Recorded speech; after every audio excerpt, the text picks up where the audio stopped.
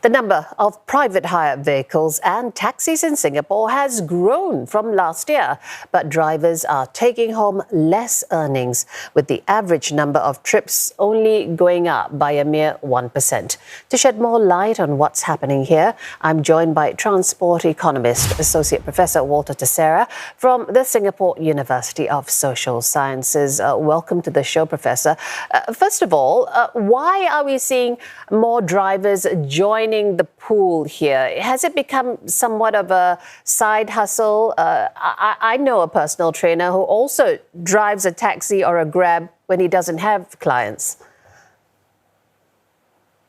Well, we've actually seen this kind of market cycle many times before. Because what happens is you have private hire drivers being attracted to the industry when they hear about high earnings, high fares and so on. And you also have entry into the industry if people encounter some kind of job market difficulty. So recently, the job market's been relatively stable. So I think this is more likely to be a response to many people hearing about elevated fares, surge fares, and so on in the past couple of years, especially right after the COVID-19 recovery. As for side hustle, there are many kinds of drivers out there. There are some drivers who do this as kind of a side job. They specialize, maybe driving in peak hours and so on. But a lot of entry is likely just to be people who are doing this on a full-time basis. So a mix of reasons there. Regardless, are we at a point where you'd consider it a saturation point? Too many cars, too few passengers? Yeah, it's a bit hard for anybody to say what is the right ratio of cars to passengers. And, that's because the drivers, they obviously want fewer cars, less competition, so they get more steady fares. But if you are a commuter, you want exactly the opposite. You want lots of drivers, trying to get your attention and lower fares. So what is right for one side is actually wrong for the other. That's the problem here. It is a problem, but I'm happy to say that I'm on the other side of the problem for once, right? But, do you find there's value, for example, looking into the point of regulation, capping perhaps the number of private hire cars in some way?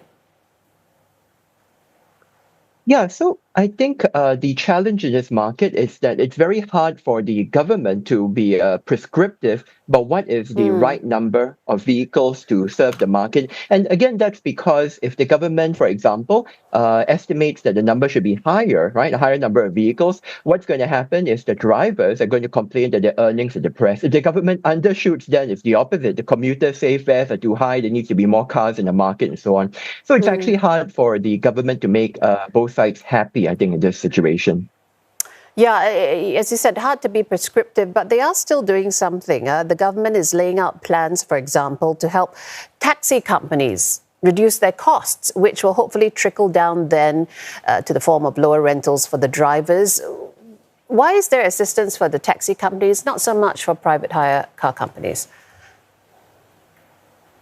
So first, I think to take a step back, I think what the government is trying to do overall, it's not just, I think, smoothen some regulations, lower some costs, but overall, I think the objective is to try to ensure that the market is competitive for private hire and for taxi services alike. And when I say market is competitive, I don't just mean, for consumers that you have a lot of apps to choose from, you have competitive fares.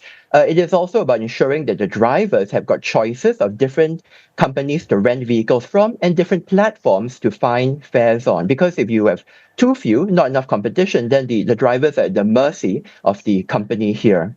But then coming back to the question of, support for taxi drivers versus support for private hire, the reality is the markets are actually more or less the same. And I say that because today, a licensed taxi driver can actually drive a private hire vehicle at any point, at any time. It's the same license. And for a private hire driver, they just need to take one incremental course in order to convert to being a taxi driver. So there's very little separation. And historically, many drivers have gone from one side to the other when market conditions are better for one of these modes. So that's why having choice is actually important for the drivers. They can choose what suits them the best and maximizes their earnings.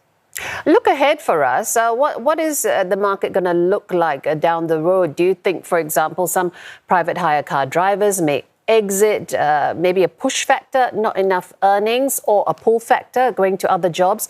And is that necessarily a bad thing?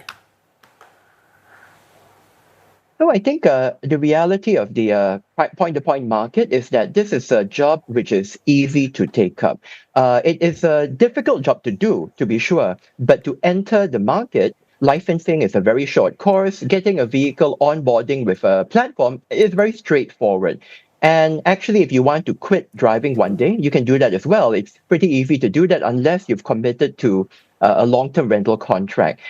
So how do I think about this fitting to the job market? It's important, it's an option for people. They can try it out. If they're between jobs, you need some income urgently, they want to try a change of pace.